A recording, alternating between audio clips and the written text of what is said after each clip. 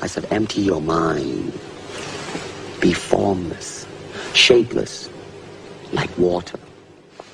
What's up, everybody? This is the Offscouring Odyssey, back with episode 10. Today, we have actually my neighbor. He's a Airforce Intelligence Officer as well as a lawyer. He's a very intelligent individual. You're going to take a lot from this. You're going to hear his journey, his experiences, and I hope you can benefit off of it any way possible.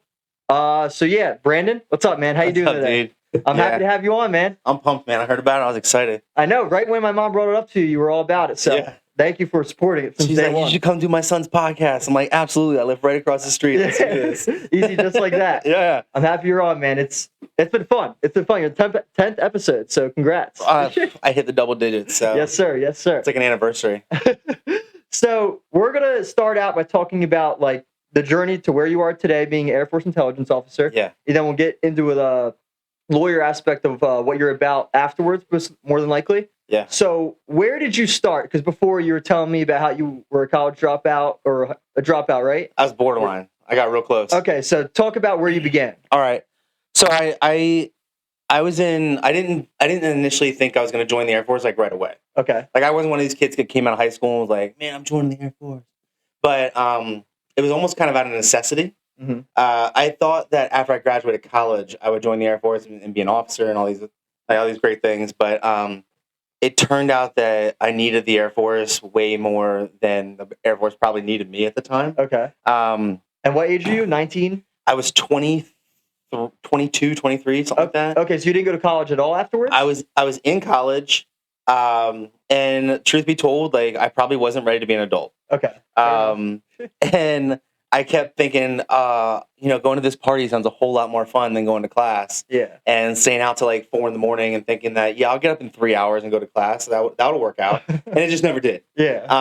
And then I got cut off by my parents. And the next thing I know, I'm living in this like borderline homeless camp house with my buddies. And I'm plugging tickets on the back of clothes in the Burlington Coat Factory. And I'm like, what happened? Like, how did I end up like this? Yeah, what went wrong? So I hear this radio ad, and this guy on the radio was like, do you want $15,000 for signing up? And I was like, yeah, I do. Yeah. And it's like, do you want to go to college for free? And I'm like, this guy is talking to me. Yeah. And he was like, we'll even give you $20,000 for your student loans. And I'm like, I'll quit this job right now. Yeah, it's like God's gift laying right in front of you. So it was the recruiter on the radio, and I found the guy the next day. I actually had to walk because I didn't have a car. Wow. So I walked to the office, which was a couple miles away, and within about a week, I was signed up into the Air Force. And I'll tell you what, it was kind of a bummer because it took, I think it was 7 months to the day that I enlisted that I actually got to leave for basic training. Why? Because you had to do all the tests? You had to meet certain requirements? It was just, they had to marry up my school dates between basic training and my first technical school that I was going to go through. Okay. Truth be told, it was not intelligence. Like I was an aircrew flight equipment technician. Like I maintained pilot equipment. That was my first job in the Air Force. But is that what you wanted to do when you first entered, or what? Like, what were your intentions entering? You wanted to be an intelligence officer, or? So I just wanted to finish school. Okay, that was the main goal. I wanted to finish school and I wanted to go to law school. Like I wanted to prove a point and go to law school. And but the problem was like I have color vision problems. So they're like, okay, that cuts like 90% of the jobs that you could possibly do away. And they were like, all right, we're gonna get this guy in. Like, we gotta sign him up. And they put me into aircrew flight equipment. And I was like, okay, I'll do that. Yeah, it's just a job. I'm just gonna go to school. They're gonna pay for my school. I don't really care what else I'm gonna be doing because I want to go to school and then like go on about my day. And the problem is, I actually really enjoyed being in the Air Force. Okay. So I stuck that out for about 5 years, that job, and I was going to school at the same time. Sorry to interrupt. Yeah. So did you ever end up doing like a boot camp? Like Navy SEALs have a Hell Week. Did you guys have something similar? Yeah, so we went to Air Force basic training in San Antonio, Texas at Lackland Air Force Base. Okay, and how was that? I actually graduated top of my class at basic training. Wow, I was all right. out of 631 people. Damn. Apparently, if you just do what you're told, it works out really well at basic training. You just listen to them? Go run. Okay, cool. I'll go run as fast as I can. Like, do all the push-ups. All right, as many push-ups as I can, make sure your bunk is clean. All right, cool. I'll do that too. And apparently if you just do those things, like it works out well for you, basic training. But then you have to meet certain like time requirements for like certain like the running or like the push-ups and numbers wise. Yeah. Like, did you meet all those requirements number wise? I was in the best shape of my life. Really? Like I lost so much weight at basic training that my mom, when she came to my graduation, she didn't even know who I was. She actually walked right by me. Wow. And she thought I was sick because I'd lost so much weight so fast. And I mean, I was in like peak physical condition. Like I ran 1.5 miles in 8 minutes and 30 seconds, which I'll never be able to replicate that. That's fast. I did like 90 push-ups in a minute. Like that's how I just didn't have any weight on me. Yeah, and that's all we were doing constantly. Like you're doing push-ups and sit-ups and running constantly. And marching in 110-degree heat in San Antonio in the summer, like you just shred weight quickly. So how much weight do you think you lost in that span of time? In those 8.5 weeks, I think I lost like 54 pounds. Oh my goodness. And I had already, and the thing is like, before I left for basic training, I had already lost like 60 pounds just to go to basic training. Because I was constantly running and constantly getting prepared. So you lost around like 110 pounds throughout that year, I'd say? About that. It was crazy. Wow. All props to you, man. I think I was down to like 160 pounds or something like that when I left basic training. Goodness. That was like my 8th grade weight. Like that's how much I weighed as a 23-year-old man. Yeah, that's a story, huh? And I'm 6'1" at 160 pounds and 6'1". Like you need some weight on you. I needed to put it back on. But yes, and then after I left basic training, I went to Shepherd Air Force Base and I did my first tech school, and then I came back. And then they're like, 2010 rolls around, and they're like, "Hey, do you want to go to Iraq?" And I'm like, "Yeah, let's go check out Iraq. I'll go see Iraq." I asked you this before off the podcast, but you were never scared ever, like going to these different countries? No, it was more so excited. And truth be told, like Iraq, I went to Iraq like at the end of Iraq. Like it was. I mean, we were getting mortared like every day. Balad Air Base had a nickname called Mortaritaville. Like we got mortared all the time. But it actually wasn't that bad because the mortars, a lot of them were duds, and it was just because we were at the end. Like the insurgency was barely even there anymore. And how old were you at this time? 25. Okay, something like that. And then 2 years later, they're like, "Hey, do you want to go to Afghanistan?" And I was like, "Yeah, let's go check out Afghanistan." So they flew us into.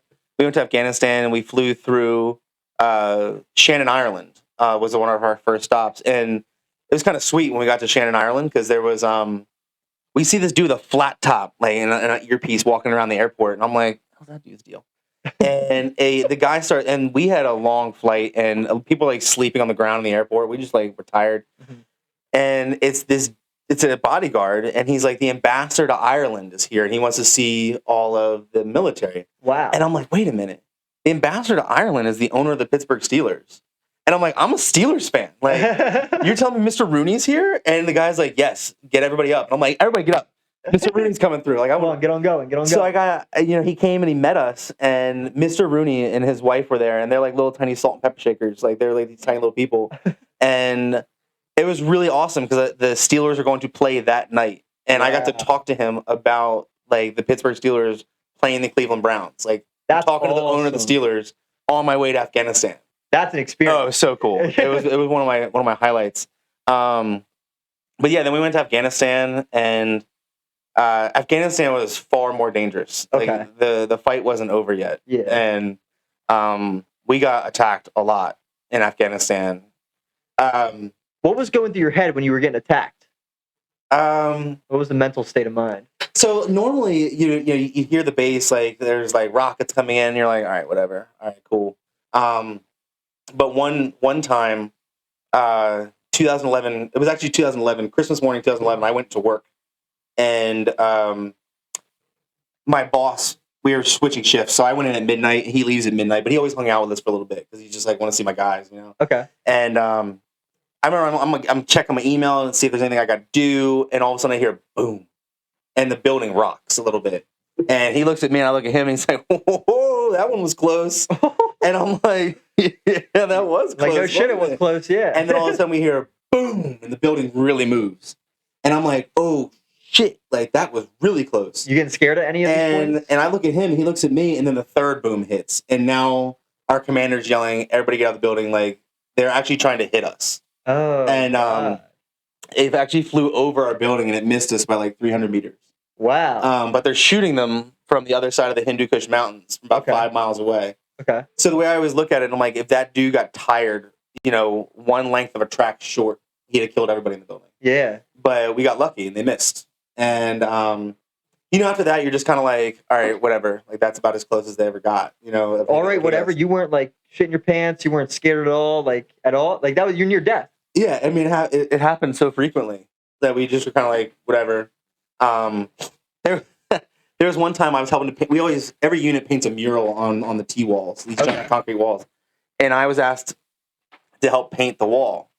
So I went out there, and they always told us, like, wherever the sirens are, if the siren goes off near you, that's how close the mortar's coming in, or the rocket's coming in. Okay. And I'm up on this ladder. It's like 8-9 feet, maybe 10 feet in the air. And under me is like this little ditch, this water runoff. Excuse me. And the telephone pole right next to me, the alarm goes off. Oh, so you knew it was coming. And you have 30 seconds. You have 30 seconds from when the alarm goes off to when the round is going to hit. And I thought to myself, I'm like, it's going to take 30 seconds to get off this ladder. I'm like, if I jump down, I'm going to break my ankles. Like, yeah, you're screwed either way. And so I just went back to painting.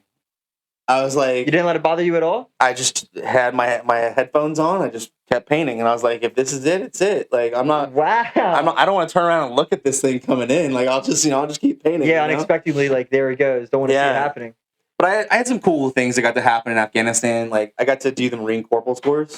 And what is that? It's their junior enlisted leadership course. So it's like, it's their junior people that are now trying to transition into being like non-commissioned officers and leaders in the Marine Corps. Okay. And their commander had asked all the other commanders, like, do you want to give anybody and let them try this out? And my commander looks at me and asks me if I want to go.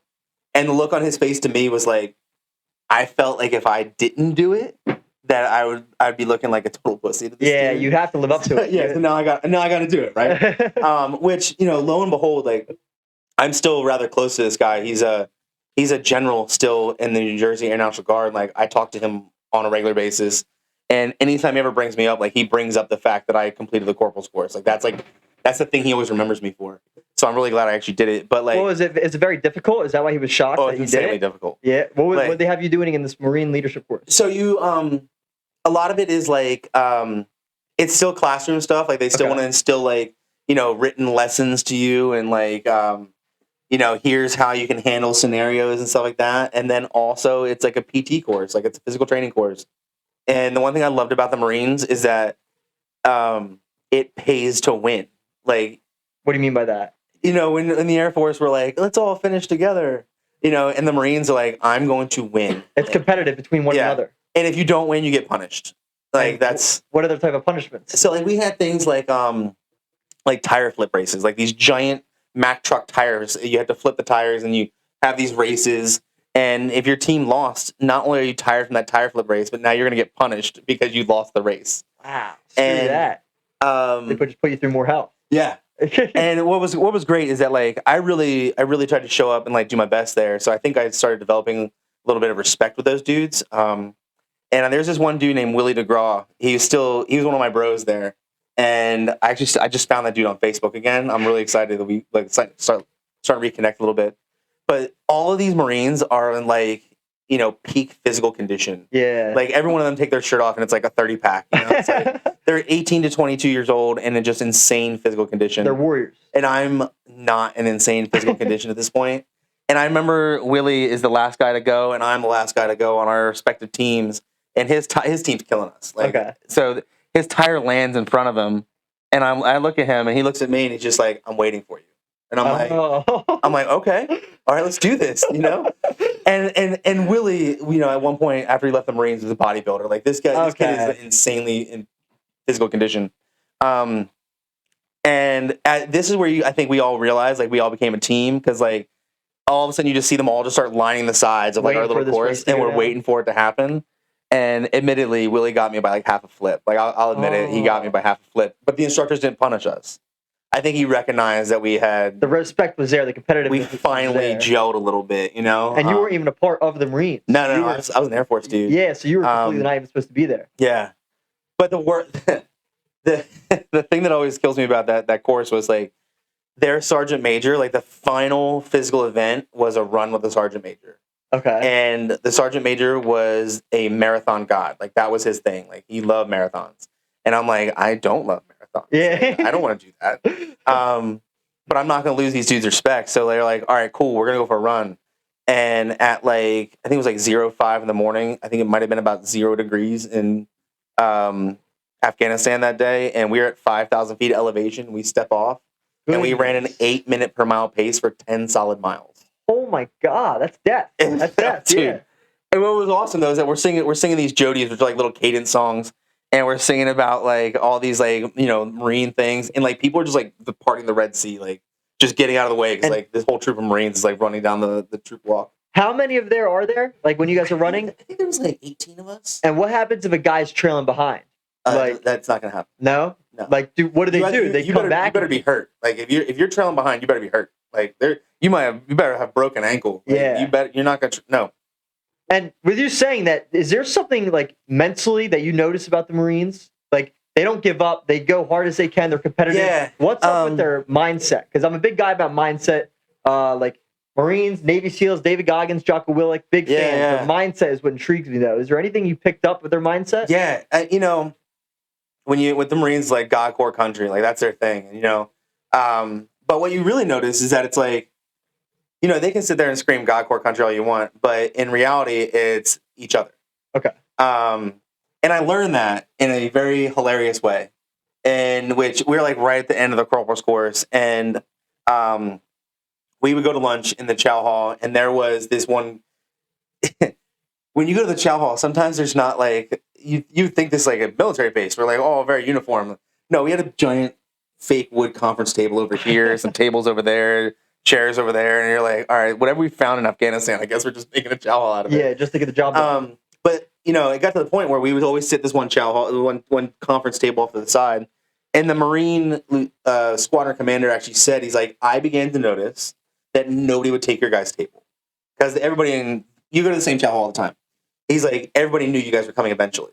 So nobody would take our table. They would always leave our table to us. Okay. And one day, we were smoking and joking at the table, and this one of the dudes, Corporal Wentz, a really good dude. I wish I maintained contact with him because he's such a good dude. Corporal Wentz said something funny, and I laughed really loud, right? Okay. And this army dude about 3 tables over mocked me. And Corporal Wentz, he's not a big dude. Like I think Corporal Wentz might have been about 5'8", normal sized dude. It's like Vin behind the camera. Yeah, he stands up and he looks at this dude and screams, "Shut the fuck up!" Oh shit! And the entire chow hall, I'm talking colonels, no generals, but like colonels, Marines, Army, Air Force dudes, everyone went silent. The whole chow hall went silent for about 10 seconds. And like he sat there and stared this dude down. And then he sat down and everyone kind of went about their way. And he nudged me. He's like, you see that? I'm like, yeah. He's like, because that dude knows if he wants to fuck with you, he's going to fuck with everybody in here. Oh, so it's like a brotherhood. Yeah, he's like, I'll walk in here and if there's a Marine in a fight, he's like, I don't give a shit. I'm jumping in that fight. Like, wow, it's about each other. You know? Like, that's awesome. That's an awesome experience you had with that. So when I got my certificate for graduating the course, the instructor was like, all right, you're an honorary devil dog. And the sergeant major made sure to be like, just for today. And like, what is honorary devil dog? They're all devil dogs. That's what they call themselves. That's their nickname, devil dogs. Okay. That's one of their many nicknames. So I got to be an honorary devil dog for a day. But hey, congrats. Yeah, I got my certificate down in the basement. But then I got to go do, I think I told you about this off the podcast, but I got to get into a meeting. And it's really what transitioned me into wanting to do intelligence work. Okay. And, was the meeting after Afghanistan, like back home? In Afghanistan. Okay. And something happened. Without getting too deep into it, something happened. And our media back home reported on it. And so there had to be an investigation into what happened. Okay. And so my job, being I was still aircrew flight equipment at the time, my job, I was asked to be a runner. Like there was going to be the meeting over here, and our squadron was about half a mile away. And if my commander needed anything, I had to go get it. You had to run there. And I had to run it back. I think I was going to get a bike. They might have given me a bike. I don't know. But they said, hey, we need a runner. And I was like, all right, cool. So I went to this meeting, and I'm setting up refreshments and shit. Like I'm putting out like waters and things. And all of a sudden, like a couple Blackhawks land, and it's generals from all over NATO. You know, the NATO alliance landing, and they all show up. Dudes, bodyguard dudes, everyone showing up, and I'm like, what is going on? Shit's about to get real. It's about to get real.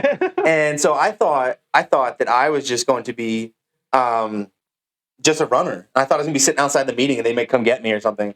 But instead, they bring me into this meeting. And I'm sitting there and I'm like, and I'm looking around and I can see classified stuff on the walls. And I'm like, I nudged the major next to me, who actually ended up being my commander later on down the road. And I'm like, ma'am, am I supposed to be in here? You told me this. And she's like, it's too late now. The doors are closed. Just shut up. And I'm like, all right, cool. I'll just, I'll sit back and listen. And like what I learned in the meeting, like what went on in the meeting, I was like, man, this is what I need to be doing. Like I need to be doing this kind of work, you know? This stuff's deep. I got to be involved with this. Yeah, I want to be involved in this. So they, after we came home from Afghanistan, I told the major, I'm like, ma'am, I want to join Intel. Like I want to be an intelligence guy. And so she brought me in. I went to enlisted intelligence school, and I got probably the best opportunity ever.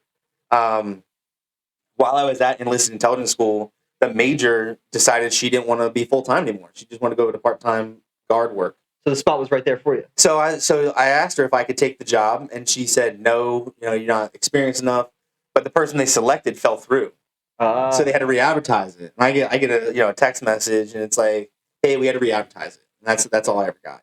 Hey, we're gonna re-advertise this job. And I was like, all right, cool. So I applied, and through some creative crafting of my resume, I got selected. And this is you're talking about mindset. This is one of the things that I had a bunch of people who were like, I should have got that job over you. And I was like, cool. Why didn't you? And like, oh, I don't have my degree. It's like, right, I did. Well, there you go. That's your answer. The one thing I learned when I commissioned, to be prepared for the opportunity, because opportunities have an expiration date. I had my degree. I had I was already in the government doing work. I had experience to a certain degree or another, where all these other people didn't. And they can say all they want, like I was more qualified than you, and that's fine. But you weren't prepared. I was prepared. Now, what degree did you have? I had a degree in political science. Okay, I remember you telling me that. Totally worthless degree. Yeah. Tell your podcasters, unless you want to go make $30,000 in Washington, D.C., a degree in political science is worthless. Fair enough. Unless you can get a job doing intelligence. Okay. Which it's valuable at that point, but not. Okay. When I graduated from college, it was worthless. But yeah, so I went to I went through enlisted intelligence school. And then because I got selected, I almost went right back through officer intelligence school. Like I graduated year to date of the schools apart. Okay. So I spent a year in Texas, San Angelo, Texas. San Angelo. Wonderful place. I love San Angelo, Texas. If people can hate on it all they want.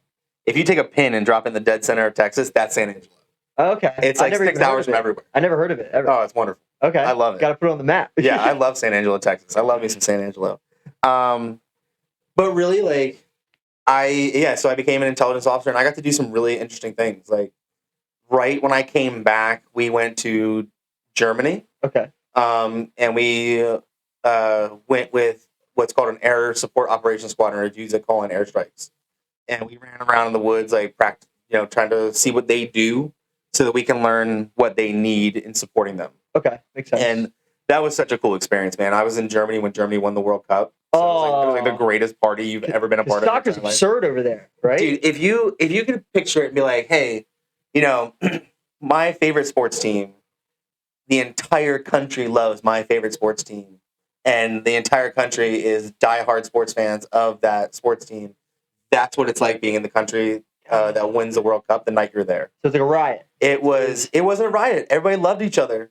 Okay, no one went nuts. Beer was flowing, and German beer is like drinking from the fountain of youth. Like it just tastes so good, and it's cheap. And I remember I had so many beers. I got to the point where I was just taking my hand, like holding my money out, and letting the beer girl just take what she wanted. Like I was like, I can't even count it anymore. Yeah, it's worth it for one night. It's whatever you're gonna do.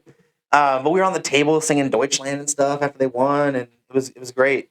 But the next day we threw hand grenades, which when you have a hangover, you probably don't want to be throwing hand grenades. Yeah, no, it's a no-go, huh? But we went and saw the German tank commanders, like shooting their tanks and stuff. It was pretty awesome. For people listening, not knowing what an Air Force Intelligence Officer does, what are some of the main qualities and tasks you guys do? Like, if you were to name like 3 main subjects you guys work on, what would you say it is? See, that's kind of the problem. Okay. Is that I don't have 3 main things. So enlisted intelligence people are very shredded out. They have very specialized stuff. Okay. Like there's people that do signals intelligence. There's people that do human intelligence, like extracting information from you or other people. There are people that do different types of intelligence. Whereas an intelligence officer, I have to have a good grasp of just about all of it. You have to know a little bit about each one. Yeah, I have to have a good surface level knowledge of just about all of it. Okay. Because I have to be able to lead any one of them at any time. So I have to be able to understand what they're saying at any time. But so my specialty right now, I do a lot of geopolitical work. When there's a crisis in the world, we'll have generals and stuff that want to. Yep. I have generals that'll come and say, "All right, tell me what's going on in Ukraine. Tell me what's going on in Afghanistan." When Afghanistan started to fall, I have 1 and 2 star generals that are like, "You're the guy. Tell me." And how do you stay on top of all this? Like, what research do you do on your end so where you do know what's going on in the world on a daily basis? And what do you? Yeah, so I have. I do a couple things. 1, I read a lot, and I hate reading. I'm not a big fan of reading. Okay. But I read a lot, and so I always tell my analysts you have to understand 3 things to be a good intelligence analyst: precedence, capability, and intent of your adversary. Precedence, capability, intent of your adversary. Precedence, what have they done in the past? Okay. Capability, what can they do now, and what do I think they're going to do? Okay, makes sense. The first 2 things, I can go look that up. Yeah. I can look up what they have in their military arsenal. I can look up what they've done in the past. But I have to take that third piece, and that's really where I do my analysis to say, what do I think is going to happen next? And that's really what my generals are asking me for. What do they think? What do you, Captain Foster, think is going to happen next, so that I can evaluate how we're supposed to position ourselves? Wow. Okay. That's a big role. Yeah, big role. And I love it. But understanding my adversary, I have to understand weapons. Okay. So I understand our adversary's weapons really, really well. Every country, you usually know their weapons pretty well? There's a couple of the big ones. I think, if you really think about it, you can figure out which ones I stare at a lot. Yeah. But, wherever our adversary is going to be, I have to understand their weapons. But I also have to understand, our allies' weapons. What do our allies have that can help us in this situation? And then you have to plan out, what can work against who and why can't it work against who, specific country-wise. This may work for them, but may not work for us. Yeah. Yeah, and that's one of the things that that's one of the things that we do a lot. It's called we have to prepare, and we have to really understand how can we prepare our capabilities versus a threat. Okay. And I've gotten to do some of that in my career, which has been pretty awesome. I spent 7 months in Korea, working between supporting fighters to working in where they actually do mission planning. I've gotten to do some really interesting things in Korea. That has really, I think, formed my career in understanding how do we evaluate adversaries and the importance behind what we actually get to do. Why Korea specifically? Why do you say them? Because there's still a fight going on there. Okay. There's an armistice. The war never ended. We still actively stare north and say, is the North going to try to fight? Oh wow, I didn't know that. Yeah. So I mean, if you ever go to Korea and you go check out the DMZ, the demilitarized zone between North and South. Interestingly, you can actually go on a tour. There are paid tours, and you can go on a tour and you can go tour the DMZ. Wow! And I've done it 3 times. And when you go on the tour, they actually take you into this thing called T2, or the United Nations Military Armistice Commission building, and that's where the armistice was signed, okay. And that's where if we ever have to meet our counterparts in the North, that's the building we go in to do it. And you go into the building, and the guy says, all right, blah, blah, blah, blah, blah, blah, blah, blah. He tells you all the history. He says, I want everybody to go on that side of the building. And when you go into that side of the building, you actually cross into North Korea. You step about 15 feet into North Korea. Okay. Which is kind of wild. Yeah, it is a crazy one. And you have the South Koreans standing there in their modified Taekwondo stance, trying to look big. And it's a wild experience. Like, you're staring, and the North Koreans are staring right back at you, and you're not far from them. Yeah, Like, how's that? How's like it's them wild. looking at you because they hate us? Don't Yeah, they? it's yeah, they do, and it's a really interesting situation when you look at a country that you're like, dude, you guys are like eating grass and shoe leather. You're like, but there's a concept called juche, in which North Koreans actually think that they're better Koreans because they're eating grass and shoe leather than coming south and having a hamburger. That's called juche. Juche. Juche. I think it's Juche. I think that's how it's spelled. I'm not 100% sure. Wow, that's It's called manipulative. juche. It means self-reliance. Manipulative thing. I feel like. Yeah, it's very manipulative. Yeah. But it's a really wild experience because the fight never ended. And when I was there between 2017 and 2019 for the 7-month stint, and they were actively launching missiles into the East and West Seas, and I was in Seoul one night, and their missiles got launched, and the South Koreans were just kind of like, it's Tuesday. Usual. Used to it. Norm, right? But when I was there, I got to go to the Olympics. I was just about to ask. The Olympics were in South Korea. Correct? Yeah, in Pyeongchang. I rode a bullet train from Seoul to Pyeongchang. It cost me like $8 to ride a bullet train. Goodness, I was like first class on the bullet train for like $8. God, that's nothing. Yeah. That's nothing here. We got to see snowboarding and U.S. men's hockey play Russia. Yes, sir. We got smoked. It's all right. We'll come back. It was a cool game to watch, Yeah. But we got smoked. That was the year they didn't have any NHL players play. Mm-hmm. But yeah, we got to do some really interesting things, and that was one thing I've absolutely loved about my career. I've gotten to see some amazing places. Like, I spent a couple weeks in Bulgaria. You said that was the most beautiful place you ever visited, right? Yeah. Then pull that up. Well, I want to see Bulgaria. It's amazing. So when you look at Bulgaria is kind of like two mountain ranges on the north and the south, and the entire center of the country is all sunflowers. Sunflowers. Wow. It's their number one export. I think it's their number one export. But like everything sunflower comes from Bulgaria. Sunflower seeds, sunflower oil, everything. Wow. And you can drive the country from end to end really easily because I did it. And so you go up to that's Sofia. And people can see this, by the way. This is up on the screen. Yeah, go to Plovdiv, Plovdiv. So that's the city I stayed in. I stayed in Plovdiv. Plovdiv. Yeah, second one down. No, yeah, that one. So this is where I stayed. And you see that statue, that hill with the statue? Like, I climbed to the top of that. Oh. Yeah, so here's the cool thing about Plovdiv. Plovdiv is insanely old. And when you're in Plovdiv, you can actually, there's hills. There's a whole bunch of hills in the city. And as you're walking up the hills, you'll notice that all the buildings are sitting on like this white rock. And the white rock are actually the remnants of Roman ruins. Wow. That is nuts. And when you're going up the hill, there's actually a Roman amphitheater that has been carved into one of the hills. And they have like weddings and stuff there. And but it's just wild that it's there. Yeah, this is nuts. But what's even crazier is that you get to the top of the hill of Old Plovdiv, and there's a place called the Thracian Village. And the Thracian Village, the Thracians, if I looked up my history right, the Thracians actually predate the existence of Jesus Christ by 500 years. And that was here? It's in Plovdiv, yeah. It's it's old Plovdiv. I used to have a picture of myself. I think there's a picture of myself on my Facebook in Thracian Village.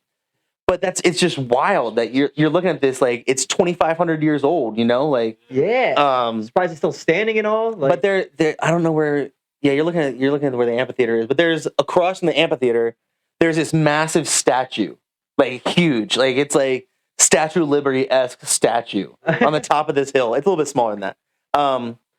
So we climbed to the top of that hill because we're like, what is this thing? Like, what is this statue? Yeah, and it's a Russian soldier. Why do they have a Russian soldier?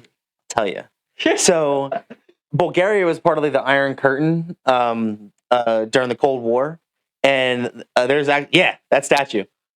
So the Russians actually made the Bulgarians put this statue up because they were like, "You're going to thank us for protecting you since the end of World War II." Okay. And then when the Soviet Union fell, there was actually a big question of, are we going to tear this statue down? Yeah. And there was some I don't want to say loyalists, but like traditionalists that were like, it's been here, it's been a part of our culture, we're just gonna leave it up. And there was actually like people that had to protect this statue for a long time because they wanted to, like other people wanted to tear it down to be like, we are not a part of the Iron Curtain anymore. Like, get rid of this thing. Yeah. But the wildest place I've ever seen, and I'm telling you right now, I probably couldn't even spell it out for you. It's called Budsluzva. What the? And Budsluzva is on the hills of like, you ever seen the movie Sound of Music? The hills are alive with the sound of music. You know what I'm talking about? Come on. You guys are too young for this, right? There's a movie called The Sound of Music, and it's all these like roaming, beautiful hills in Germany and Austria. Type in Bulgarian Communist Headquarters, and that'll come up. There's too many Z's and vowels in it for me to spell it out for you. But you can actually go in this place, and on the top of this massive hill as you're driving up, it looks like a spaceship. What? And you have to break into it. Yeah, there it is. Oh my god. Budsluzva. What the hell? Click images on that. Click images. It's the one over. Yeah, it looks like a spaceship. Looks like a giant spaceship. Oh my god. And so when you walk up, like this was in like during the Cold War, this was where the Bulgarian communists held their meetings. In this thing. And it's all boarded up, and it's all closed off. And the only way you can get in this joint is through like a hole in the wall. And it's super dangerous. Like this is like super dangerous. So you climb in the hole, and if you just are like, oh, I'm gonna jump straight down, you're dropping all the way down to the blackness. Really? You actually have to like get yourself small in the hole and jump across to the landing of these stairs. And that was the only way in? Yeah, it's the only way in. Go to like the third picture over on the bottom. You went here, you said? Yeah. You were in that thing? Yeah. Wow. I'm trying to show you the interior. Go on the very bottom of the pictures. Down here. Yeah. Click on that one. That one. Next one. Yeah, so this is like the outside. Click on the one right next to it. My God. That one, yeah. So all the way around this joint was like these really beautiful murals. What? Don't get me wrong. I'm only saying beautiful because of like the fact that it survived and because it was all these tiny little stones that made the murals up. But they were all like important communist figures like Marx and Stalin and all these other people were all the way around the wall. And then you look up and the hammer and sickle are on the top of the ceiling. And even with these holes in the ceiling, you heard everything echoing around the building. And I was just like, I'm just imagining like all these major meetings that they had in this building. And as you're driving up to this place, there's all these summer cottages off to the sides.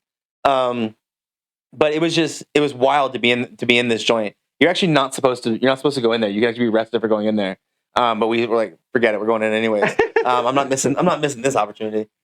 But I'm sorry. But so Bulgaria was just amazing. And well, do you think they made it the architecture of the building was made so you could hear the echo around the whole thing? Oh, I wouldn't doubt it. I wouldn't doubt it one bit. So like everyone could hear it, what's going on. That's why the architecture was like that? Yeah. Wow. So that was just like one of our little excursions while we were in Bulgaria. But then they were like, hey, let's go spend a weekend on the Black Sea. So we went to go see the Black Sea, and I accidentally stayed in a Russian mob hotel. I didn't know. Too late. We're already there. But it was beautiful, and apparently I was where the Russian mob like goes to their holidays, and we didn't know. It was too late. We already paid the bill, and we're like, we're stuck. Any mobsters knock on your door that night? No. But then they're like, all right, now the next day at work, they're like, all right, cool. We're gonna send you all the way to the western border, and we went up. Climbed some more hills, passing like a 1,300-year-old monastery kind of thing. We're just going up the hills, and we get to this surface to air missile site, and we're hanging out with this dude who looks like the rapper Pitbull, and his name was Major Georgiev, and he takes us around, and we're going up to the top of the missile site. He's like, hey, you see that mountain range right there? I'm like, yeah. He's like, that's Serbia, and I'm like, sweet, right there. Right, and he's like, dude, during Kosovo, we actually watched you guys bomb from this spot, bomb that area over there. Wow. And I'm like, that's wild, man. Is there, when you're in these areas, is there any like feeling in the air of this type of stuff that went down in history there? Like, I know like if people go to, I'll say this is a very bad one, like Auschwitz, when they're there, they could feel the energy. Yeah. When you're at these places, could you feel that type of energy with stuff going on? Yeah, because here's the thing. And here's the thing that Americans don't understand is that, and I'm going to say Europeans, but like other cultures do too. But Europeans don't forget their history. Okay. Like they don't forget. Lives with them every day. Every day. The first thing we saw when we went to that missile site, when they brought us into the conference room, was this massive painting. And it was of the Bulgarians winning this battle against the Ottoman Empire. Okay. And it was one of the last battles where the Ottoman Empire fell or something. I'm not 100% sure what it was. I think they're probably making it up. But they don't forget. And they really don't forget their history. Like they vividly remember it. And none of the people that I met that were alive that I met were ever alive when any of this bad stuff happened, but they never forgot it because it's all been passed down. Like, no, you don't like the Turks because the Turks are the ones who invaded us at one point. Okay. When you're in the Middle East and the Shia Sunni conflict is very real. They keep the culture thriving throughout time. It's I don't want to say it's thriving, but it's rivalries, if you will. Okay. Like the Sunni Shia thing in the Middle East is very, very, very real.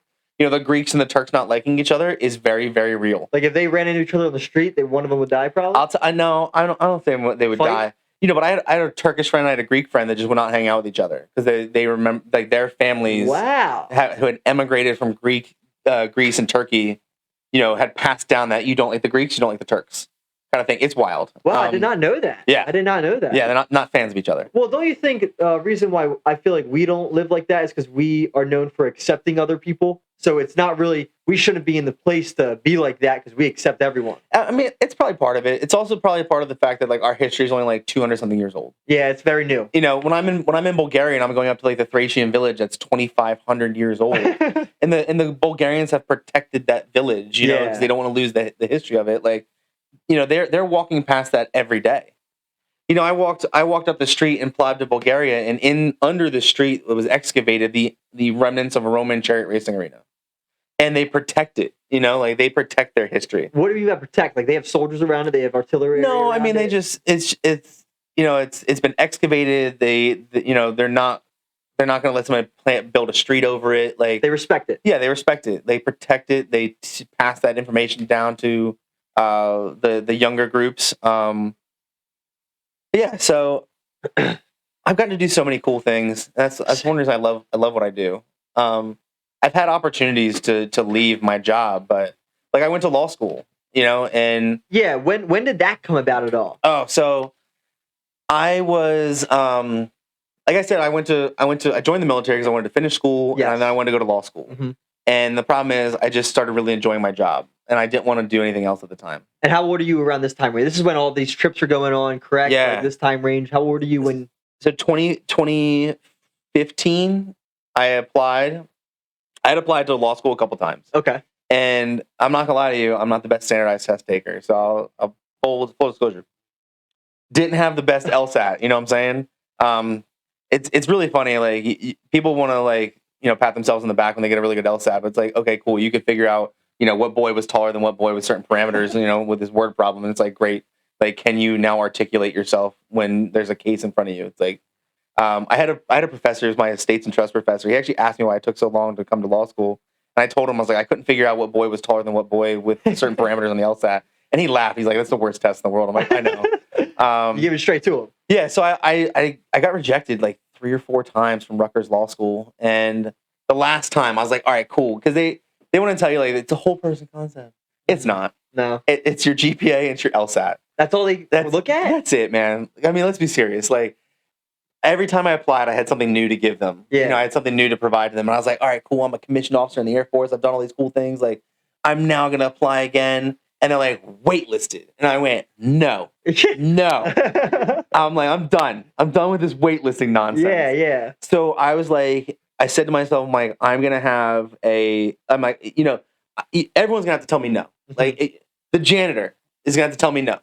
So I started sending emails out. To anybody that had the title dean attached to their name. I didn't know what they were.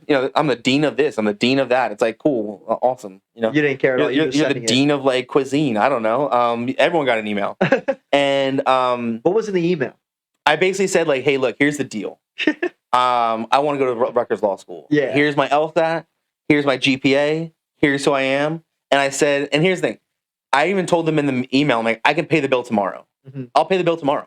If you're worried about, because when you go into the blogs, it's like one of the things that the school looks at. Like, it's a financial burden to go to law school for a lot of people. Of course. So when they're on the fence about you, they're like, a lot of people will be like, should I really be doing this? Like, it costs this much money. Like, do I really want to do that? And if they drop out, it looks bad to them because then it's like, your graduation rate goes down. So I told them, like, I'll pay the bill tomorrow. Don't worry about it. Finances are done. And I got an email. I don't remember exactly the time frame, but I got an email from a lady named Dean Camille Andrews. Okay. Wonderful woman. I took 3 or 4 of her classes. When I actually swore into New Jersey bar, she's the one who did it. Awesome. So yeah, Great connection. So I get an email from her that says, "Give me a call," and I was like, "All right, cool." So I called her, and she's like, "I read your email, but I want you to tell me your story."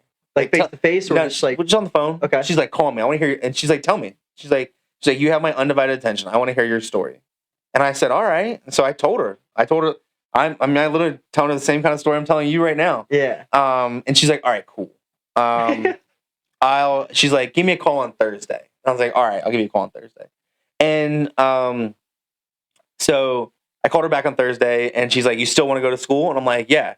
And she's like, "Check your email." And I had an email of acceptance No way. from her. And I was like, "Sweet." And then I had to start school like 2 weeks later. Like, it wasn't. I was like fast with it. Well, I was one of the last ones accepted. Like, Okay. So, and then I graduated with like a 3.5 GPA, and I was well above the median. And apparently, not having the superstar LSAT doesn't really mean all that much. Yeah, screw that, huh? But yeah, I mean, I went to Korea 3 times while I was in law school. You went to Korea 3 times while you were in law school. Yeah. How did you do that? Did you How did you Oh, I took a break once, and then I did a directed research course while I was in law school, in which I wrote a paper for Professor Andrews or Dean Andrews, in which I applied the principles of baseball arbitration to the conflict in North Korea. Goodness, you're going to elaborate on that one. That one. And then, so I'm not gonna lie, I don't remember all the principles of baseball arbitration, but there's all these tenets in which you resolve a contract request in baseball versus what the owners want to pay. Okay. And so I took I think it's like 7 tenets, and I took those and I said, how can we take those tenets and apply them to the conflict in North and South Korea to resolve this conflict? And you did it. Yeah, that was the paper I wrote for her.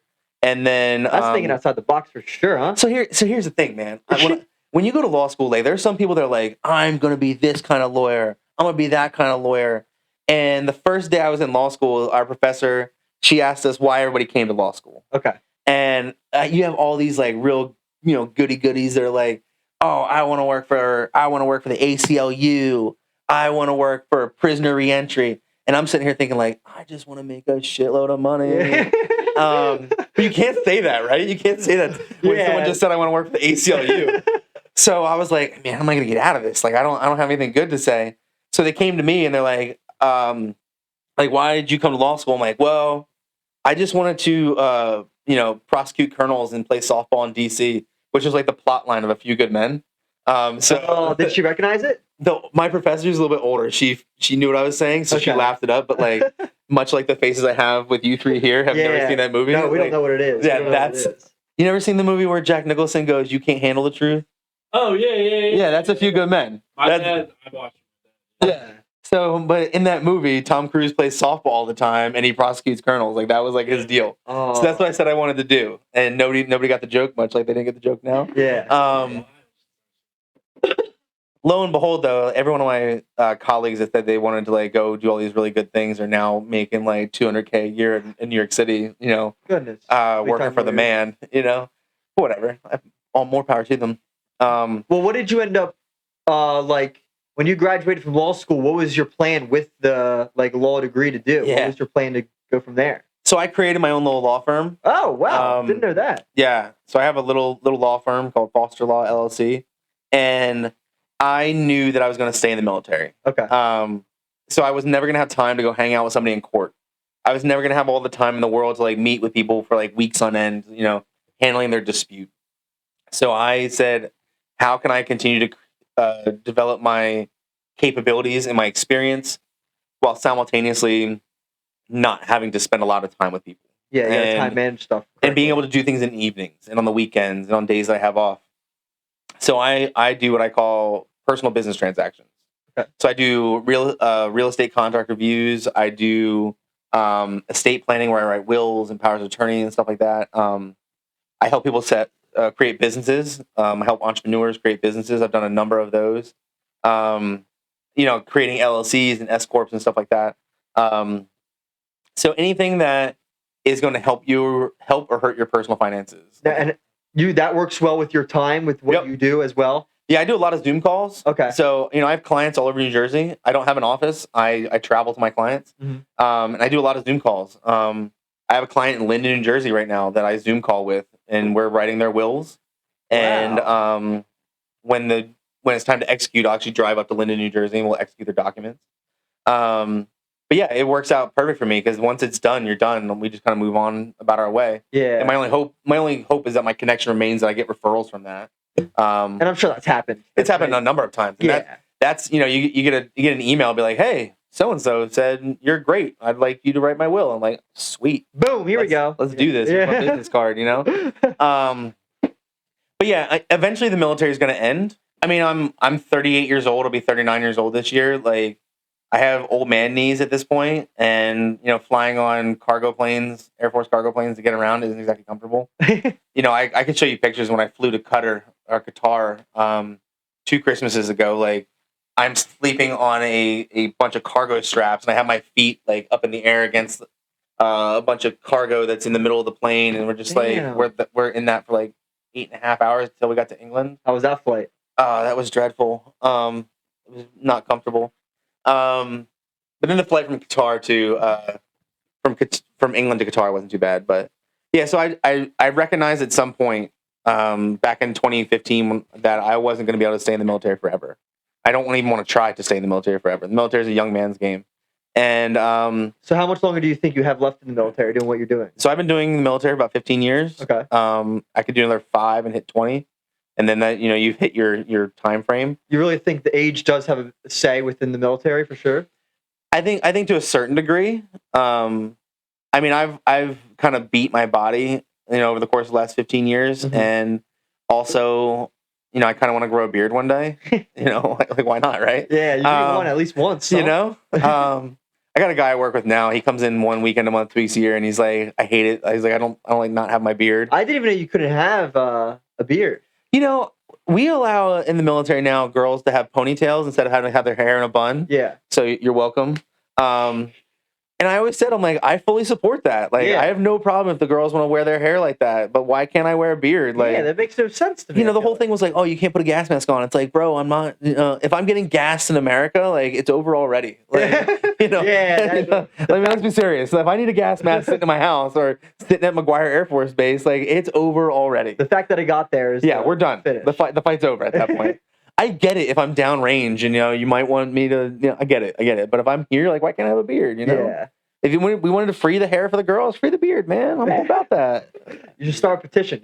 I've tried. I'll tell you right now because I don't want to have to shave all the time. It sucks. Yeah, it's annoying. I bet. I don't like it. I can't even grow facial hair, man. So be blessed. It's a problem for me. I mean, this is just from the weekend. Like, I didn't shave since like Friday. So, but yeah. So I started my law firm because I said I could continue to do intel as a civilian, do intelligence work as a civilian, but that would also require me to move. I'd probably have to go like DC or something like that, it's an option. But I also, if I retire, I can just keep doing my law firm full time. Is there ever a moment where you're like, this is getting to too much? I have too much on my shoulders? Because it sounds like you are a very, very busy guy. So, truth be told, no. And it's not because I'm like a macho man, but it's also because I remember when I was a bum from like 18 to 21. You remember that fuels you. And I remember, there was a time where I was in such a bad spot where I remember asking like 6 friends for 50 cents. Oh. Because I was like, I can at least go get a sandwich with that. Wow. The house I lived in for a little while, we didn't pay rent. I'll tell you right now, we were probably squatters. Like, no. the legal definition, we were squatters. Wow. But I was just in such a bad place, and I don't ever want to feel that again. Yeah. And I like to stay busy, and I like to develop new skills and to have different things I can do. I mean, I also cut grass on the side. Like, I like doing that. You cut my grass. Yeah, I cut your grass. Like, that's like a little bit of a therapy thing for me because, like, I get to see some of the worst the world has to offer doing my intel work. And, just cutting straight lines and grass just kind of makes me happy a little bit. It's wild that fuels you because I feel like it's what a lot of people in the military, that's what fuels them. Like David Goggins, I studied that man. Mm-hmm. He says, like, look at him. He's not fat, but he was like 300 pounds when he wanted to join. He had to lose like 100 pounds in 3 months. And every time he's doing something, he doesn't want to be that fat man. Yeah. But like, truth be told, he's never going to be a fat man like that again. He'll probably never be that again. Yeah. But and like, I'll never be in that place again asking friends for 50 cents. Like, yeah, I'll never see, do that that's again. what fuels you guys. But it's crazy how long it lasts. Because usually you think it lasts maybe like until you got in, and then you're like, all right, I'm good. But no, it fuels you till years later. Yeah, I mean, I remember like I had a sprained ankle, and I remember not having a car, and I remember having to walk to work wearing I wore slippers to work because my ankle was that swollen. I couldn't put a shoe on, and I couldn't go to the doctor because I didn't have health insurance. And I was just like, I'm just gonna have to deal with this. Fuck that. And and I just remember like thinking like there's got to be a better way, you know? Yeah. And yeah, it does that never goes away. You know, my first time going to my base for my weekend at the base, it was January 2007. And nobody else remembers how cold it was in January 2007, but I do, because I rode a bike for like 8 miles to the base. Wow, you didn't have a car? No, I didn't have a car. No. I rode a bike. And I didn't even own a coat. I had hoodies. So I put on like 2 hoodies, a pair of sweatpants. I was waiting tables, so I had like my white gloves under my gloves, like, because I was like, I got to bundle up here. And where were you living? Because at the time, Southern New Jersey. I was living in Egg Harbor Township. Okay, wow. And sometimes when I'm down there, I'll actually drive past that house that I lived in, because now there's like a family that lives there. Yeah. But I'll drive past every once in a while to remember that house. Like, I don't want to forget those times. Well, don't forget them. No, It's building you to the person you are today. Yeah. You know? Use it. Keep using it. Yeah, that's not going away. You know, I remember like the bad times, you know, and like one of the things I liked about Iraq and Afghanistan is like I got to see the worst the world had to offer, you know, and I came back. What do you think the biggest? Sorry for cutting you off. No, go ahead. This is something very interesting to me. What do you think the biggest like difference is between like you were in Iraq, Afghanistan, the Middle East? What's so like?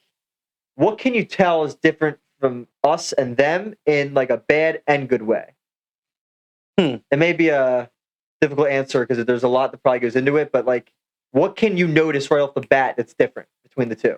They have history, like I talked about before. They haven't forgotten it. They also there's so many like weird experiences I had there. Like, I'll give you one weird thing that happened to me there that kind of like summed up a lot of what Iraq was for me. Okay. I remember I had to take my truck my work truck on Balad Air Base to the gas station one day, and I was probably just too naive, and so I asked this question to this guy who was filling up my truck, and I was like, "Hey, man," I'm like, "Are you happy we're here?" And he was confused. Like he was really confused. Like he was like, "What do you?" He's like, "What do you mean here?" He's like, "You're sitting right here." Like, like the context just didn't translate well, and he just kind of looked at me funny. So I was like, "Are you happy the Americans are here?" And he was like, "Oh, yeah." It's like, I'm really happy the Americans are here. And he's like, before the Americans, he's like, there was Saddam. And he's like, with Saddam, I didn't have a house. I didn't have a job. He's like, I didn't have a woman. He's like, I didn't have anything. No freedom. He's like, my family was being chased around Iraq. Wow. And I was like, I'm sitting there like, wow. And at this point, he hands me my clipboard where I got to fill it out, right? So I'm filling it out to get my gas. And so he keeps going. He's like, after the Americans got here, he's like, look at me. He's like, I got a job. And this dude's just pumping gas. Like, that's all he's doing. And he's like, my brother has a job. And he's pointing his whole family out. They're like all working at the gas station. And he's like, I got married. And I'm still filling out my clipboard. And he stops talking. And I look up and the dude's in tears. Like, wow. The dude's literally just like, tears are running down this dude's face. And he reaches in the truck and hugs me. Wow. And I'm like, I'm so uncomfortable. Like, I don't know what's going on. Like, fuck, I shouldn't ask this dude this question because now I'm really uncomfortable. But like, and then I give him his clipboard back, and he's like, yeah, he's like, I'm happy you're here. And he's like, and then he looks at me and goes, motherfuck Saddam. And I was like, cool, bro. You know? Wow. But again, like, they don't forget, you know? The Afghans had a thing called Pashtunwali. And Pashtunwali is, to really, I don't know exactly the definition of it, but to break it down to like one word, it's like hospitality. Okay. And if you go into an Afghan house, the idea is that they have to give you something. They have to give you food. They have to do something. Like, even if it's their last loaf of bread, they have to offer it to you. Okay. And it's actually disrespectful to turn it down. I remember I went into where they, like, the massive clamshell tent where they did our laundry, and I see this dude, he's like sitting on the ground, like eating something out of his Tupperware, and he offers it to me. Like, I just walked in, and he offers it to me, and I was like, no, I'm good, man. Like, I don't. We're all here. Did he take it aside as a disrespect? Though? No, I think he understood what was going on. But it's weird. Like, those are good things because you don't see that. You won't see that a lot of the times here. But one of the things that I think, maybe they look at it as a positive thing, but it really is difficult for us to understand is like tribalism. Okay. I mean, if you have to ask an Afghan, like if I asked you what you are, you'd probably say I'm an American. You'd probably say you're an American. You'd probably say you're an American. Like, Afghans won't do that. What do they say? They'll, you may get them to say as far out as their province, but that's about it. And when you say province, it's, you can equate that to like a state or like a region. But that's about as far out as you're going to get. Like, they'll probably start with their tribe. They'll probably start with maybe move to like their town. But that's what they classify themselves as. Yeah, they're not going to say I'm an Afghan. Like, they're not going to say my country's Afghanistan. Like, because to them, their close knitness is their tribe. Is the little village they live in, and they'll protect that village. But that makes it difficult for us if we're trying to get stuff done. I'm sure it is. If we're trying to help them build up, or we're trying to do an operation that we need help with, because they don't look at the bigger picture. And part of the problem in the Middle East is they don't forget. So Sunnis and Shia have been killing each other for several thousand years because Muhammad didn't leave an heir, and now they want to kill each other over it. How do we unite Sunni and Shia when they have been killing each other for a long time? Yeah, how long has that been going on for? I think 2,000 years or something. Wow, like that. They're still killing each other. Yeah. Wow. Oh my god. But then there's different sects of it, and it gets deep. A lot goes into it. Yeah, and that's kind of part of the problem is like, how do we help? How do we work with that? How do we work with a place like Israel while most of the Middle East wants to eradicate Israel off the map? Even though some countries are normalizing relations, that's a bonus. It's difficult, I'm sure it is. and you don't see that in too many other places in the world. Where if I go to Germany, they're proudly Germans. I go to Qatar. They're Qatar is a little bit of a unique place in the Middle East. Like 6,000 princes or something like that. We know a buddy. His dad's a prince. I'll tell you what. I was on Qatar Air Base, and the Qatari Air Base is where all the princes went because they have to serve in the military. And I'm rocking this little van. It barely goes 40 miles an hour, and the Qatari princes are rocking Lambo SUVs. Wow. 100 kilometers an hour around the airbase, and I'm like, I gotta get out the way. He's not getting out of the way. It's for them. That's where they are. It's their base, But you go to Korea, and they're like, I'm very much so Korean. You go to Japan, they're very much so Japanese. It's really a unique place where you're going to see a very much so tribalism, and it makes it difficult. They can't really help that, right? Because they just grew up that way. It's how they were grown up and lived. And that's the thing is that you're not going to change that. Yeah, we'd have to figure out how to work with it. And I think that was some of the downfall that we had in the Middle East is that we never really learned how to work with that. Never in the 20 years. It didn't work out well. We never really figured it out, and that because we don't understand. Because I can tell you all day long, but until you see it or experience it or something happens to you because of it, you're not really going to understand. Yeah, not at all. You have to actually live it. Yeah, you have to live it. And people we just don't understand because we think everyone wants to be American. Well, Americans are very ethnocentric. We think everybody wants to be American. But in reality, the rest of the world doesn't want to be American. Yeah, did they like you? Well, I know they liked you because the guy said that. But like, what is their view on Americans? Like you said, we always think people want to come here. Like, did they ever want to come here at least? Like, or no? I mean, the ones that got on those planes getting out of Afghanistan wanted to come here. Yeah, I'm sure they did. They were actually all at McGuire Air Force Base. There's a big amount of them at McGuire Air Force Base. So we actually sectioned off a section of McGuire. No way. I had a couple of my airmen actually went and supported that mission of like taking care of the Afghan refugees. That's awesome. Yeah. That's awesome. That's an experience for sure. That was I didn't get to do that. Do you oh, you didn't get to like, so when you mean that, like go to the base or go to Afghanistan and help? I didn't get to go to I wasn't at the base mission where we were taking care of the refugees that got out of Afghanistan. I never did that. No. Did you want to? I had done some humanitarian stuff with Hurricane Sandy, and truthfully, I wanted some of my younger folks to get some experience. So I was like, yes, please go. And I mean, someone has to stay back and run our mission. So I did that. if they would have kept going on longer, I might have gone over there. But I just wanted my other folks to get out. So, what do you think your plans are after the military? Do you think you're going to stay strict with the law firm and go from there, or branch out and do something else completely different? Because I know you're a big poker player as well. Yeah, I do like playing some poker. I love doing intel work. I love it. I love it so much. I think I would like to try to do like some national level intelligence work, like go down to DC and work for one of those agencies. I think I'll always keep doing my law firm on the side to keep my skills up and make some extra money on the side.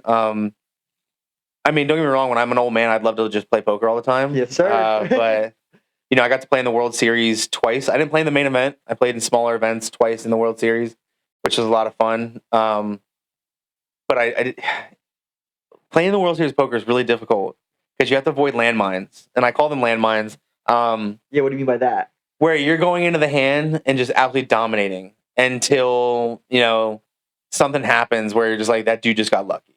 Well, you told us you lost on the runner, right? So this year when I was playing, I played in I think it was a $600 buy-in. 4,000 people played in this tournament, something like that, somewhere around there. Goodness. It was a 2-day tournament, and you have to avoid the landmines. And I the 2 times I've been in the World Series of Poker, I could not avoid the landmines. And I don't know. I honestly, if there's any poker players out there, you want to help me figure out how to avoid the landmines, let me know. They happen that often? Like, do people just get lucky that often? Yeah. At the end? Because there's so many people playing. Okay. And you don't know any of these people. Like, I played cards last night with about 40 dudes, and I knew about 30 of them. Yeah. I knew roughly how those 30 dudes played, because I played with them for years. But, my first hand in the tournament, I am so lucky I didn't get knocked out. My first dealt hand was ace-jack offsuit, and I raise it up, only one dude calls, and the flop comes ace-jack 7.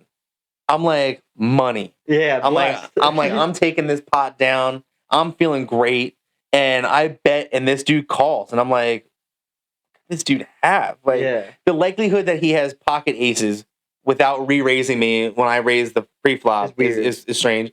If you have pocket jacks, you already don't want to play around with people, so you're going to be pushing that pot up. Were you reading them? Did it smell like a bluff? I didn't know what this dude was doing. It's the first hand of the tournament. Like, I literally just sat down and met this dude. Yeah. The only reason I didn't get knocked out is because the board ran out to a potential flush. Ooh. So both of us started checking. Okay. The dude had pocket 7s. Like, he hit a set on the flop. I hit top 2 on the flop. That sucks. I lost 20% of my stack in the first hand. Wow. 25% of my stack in the first hand. I lost a quarter of my stack in the first hand. So would you play tight from there on out? So I tried to play tight, and I'm just sitting there. I'm just fucking donking away chips on blinds, and so I just waited and waited and waited and waited, and I'm now down to probably half my stack by the time we get to the first break, because I'm just the blinds are coming around. Our table wasn't very full at first because 4,000 people are playing. Not everybody bought in the night before. I bought in the night before because I wanted to be ready to go. We had 4 or 5 people that had just bought in get knocked out right away. Stuff was fast. And so our first break happens, and I'm texting my bros that are in my poker league, and I'm just like I don't know what to do. This is not going well. And what advice were they giving you? My one buddy that I've known since college, he's like, dude, you have to play tight. I'm like, I'm playing tight. I think that's the problem, is I'm playing tight. And we came back off the break, and cards just started coming my way, and I'm picking up pots. I'm now over the starting stack again, so I'm feeling good. There you go. Great. I think starting stack was like 25,000. I'm at 33,000 at this point. And what are the blinds? I think the blinds were 1 and 2,000, maybe. Okay. I think we were right around there. That might have been where we're at. I'm not sure. I thought that's kind of high, don't you think? They come around quick. This was not. It wasn't a turbo tournament, but I think the blinds went up every 20 minutes. Wow. Yeah. So we were going in the. Damn. It was weird because they were it was a 1,000, 2,000 with a 2,000 ante for the big blind. Okay. So the pot's already 5,000 before the hand even starts. Yeah. So there's this dude at my table, and he was hitting hands like nobody I've ever seen. He had taken 3 people out alone.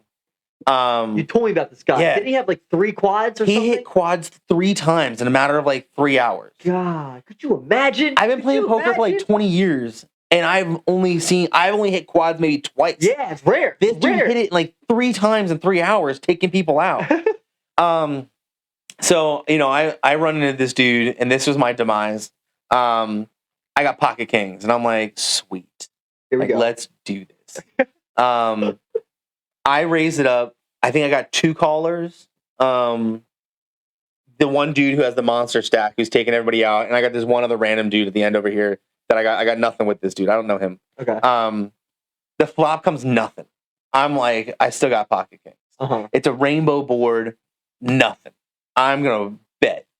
I bet, and this dude calls, and I bet big because again, there's already 5,000 to start. I had already raised it up. This dude he calls, so now come the flop. I bet big. He calls me. I now have about a third of my stack in by just the flop. Oh goodness. So I'm sitting here thinking like I'm still money. Yeah. Like I'm still feeling good. You had the best hand. Unless this dude has pocket aces, which I think if he has pocket aces, he's already putting me all in. Uh-huh. That's the kind of player this dude was. If he had it, he's pumping it up. Fair enough.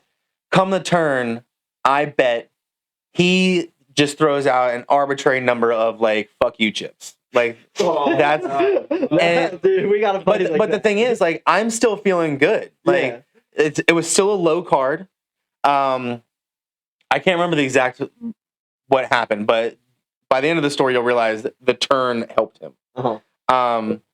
And so he threw out an arbitrary number of I'm just gonna bully you chips, and I went all in for like an extra 15,000 on top or something like that. And he calls me. He flipped over pocket eights, and I'm like, "You're dominated, bro." And I flip over my kings. The only cards that help him are a 5, an 8, or a 10, and the 10 falls. Guy got straight. He went runner to get the straight, and I have never gotten really too mad, but I audibly stood up at the poker table and went, "Fuck!" I would have so mad because I'm sitting here thinking like I'm gonna have 60-something thousand after this hand, and at 60-something thousand I can start making moves. Yeah, and I can start getting into pots that maybe I get lucky in some pots. You control the game more. And I can do some more in there, and getting knocked out, I was pissed. Well, I was so mad. He had to be it sounds like pure luck, and he had to be gambling because if he matched you on the turn. And you said he put an extraordinary amount of fuck you chips. Yeah, he didn't even know like the last card. Like he was just gambling at that point. Yeah, he had just pocket eights at that point with an open ended straight draw, or looking for an 8. Like we have a buddy like that, man. His name's Xander. He actually he was going to come to the podcast today, but he's on a boat today. But some people get lucky. Can't do anything about it. It was this dude's day, It was this dude's day. And that's why I say the first time I played in the World Series of Poker in 2019, the year before COVID, I played in the Millionaire Maker. It was a $1,500 buy-in. It was kind of crazy because they had a Madden tournament going on the stage behind us, and like Richard Sherman and other NFL players are playing in this Madden tournament behind us. Oh. So I'm trying to focus on this game, but I'm also looking up and seeing like NFL stars. Oh, NFL stars on the stage, and I'm like, this is crazy. And for some reason, I thought it'd be a really good idea to study for the bar at the same time that I'm playing poker in the World Series. So I'm reading my outlines at the table, and I get, I think my hand was ace queen or something. Okay. And the flop comes queen queen jack, and I'm like, sweet, here we go. Like, let's do this.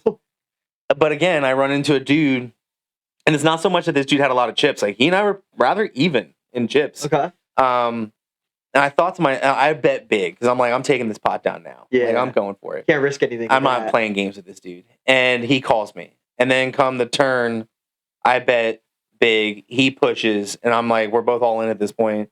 And because I'm looking at this dude, I'm like, the only hand that beats me right now is pocket jacks. Yeah, that's the only hand. I'm like, so the likelihood that 3 jacks would be out on the table and this guy's holding 2 of them, I think is very slim. The odds are very slim. And he had pocket jacks. And he took me out with a higher. He had a full boat over my 3 of a kind. That's just bad luck, man. But that's what I'm saying. You got to avoid these landmines. Yeah. And I haven't been able to avoid landmines. Last night I played in a charity poker tournament for my buddy. And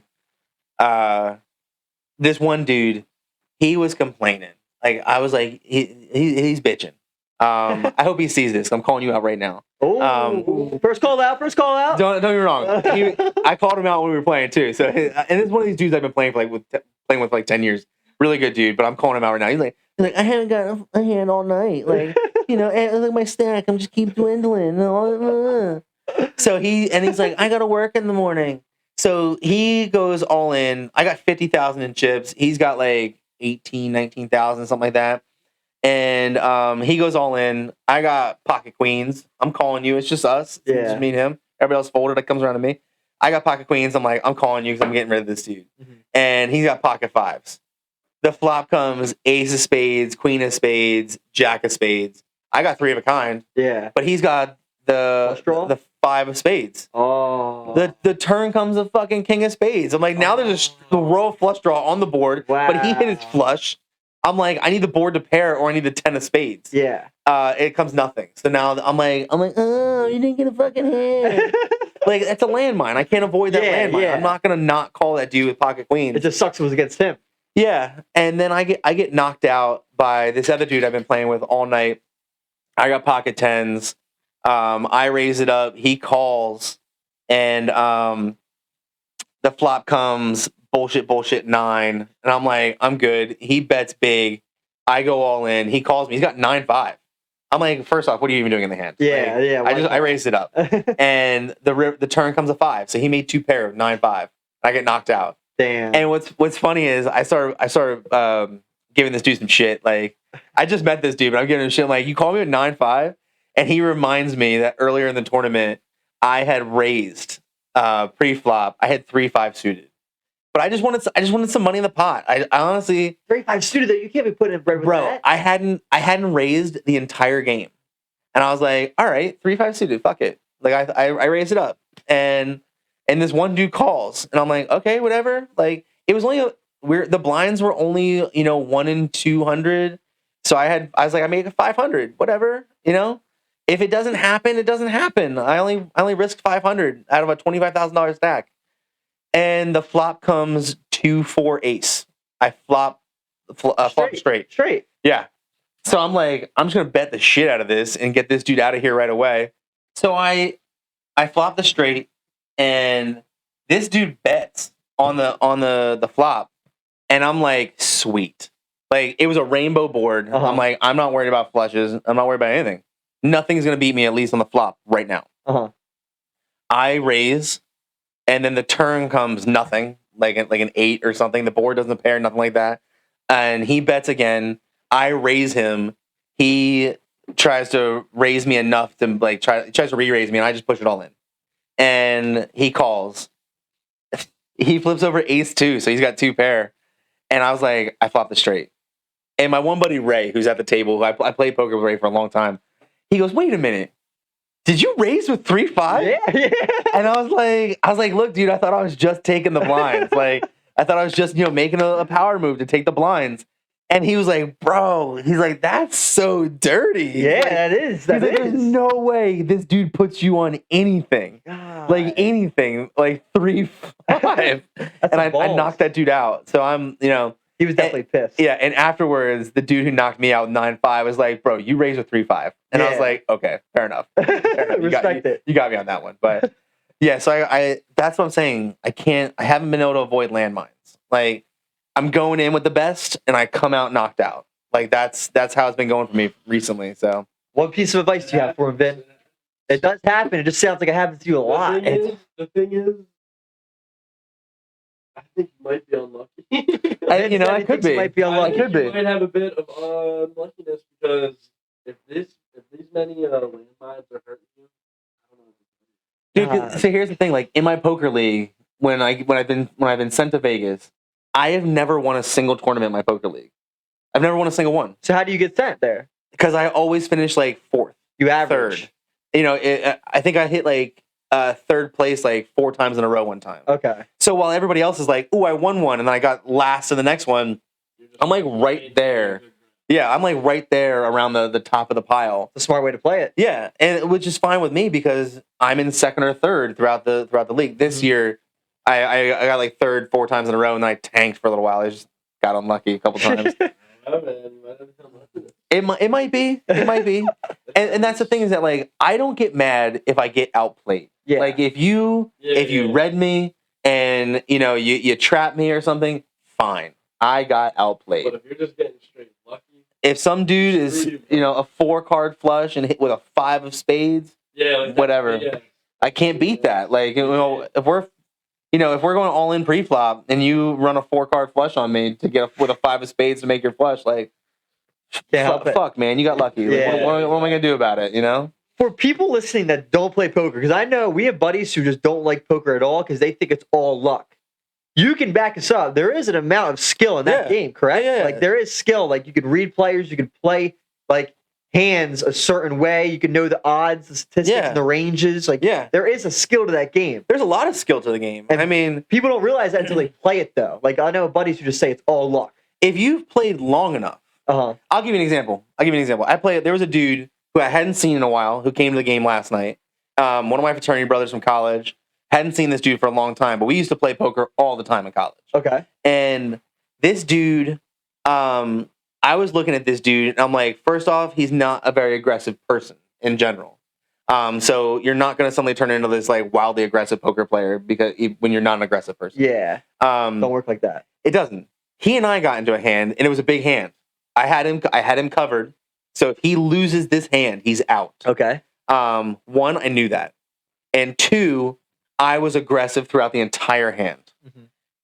I hit a pair of queens like on the turn. Okay. But on the flop, I got nothing, and I'm coming at this dude. One, because I know he's not an aggressive person. And the flop, I think, was like 7-5-5. I got nothing. I got nothing. I throw a big bet at this dude. He calls me. So I'm like, all right, I don't think he's super strong right now because he's just calling me with a paired board. Mm-hmm. The turn comes queen, so I'm like, I'm feeling great right now. Mm-hmm. I throw another big bet out there. He calls me. He's not folding. But then the river comes, and I'd already made my mind up. I'm going all in on the river. I want him to know that he is at risk on the river. Yeah. So I took 30,000 chips I had left. I'm like, I'm all in. I'm like immediately, like I saw the card and I immediately just shoved. And he looked at that and went, oh, he agonized over it.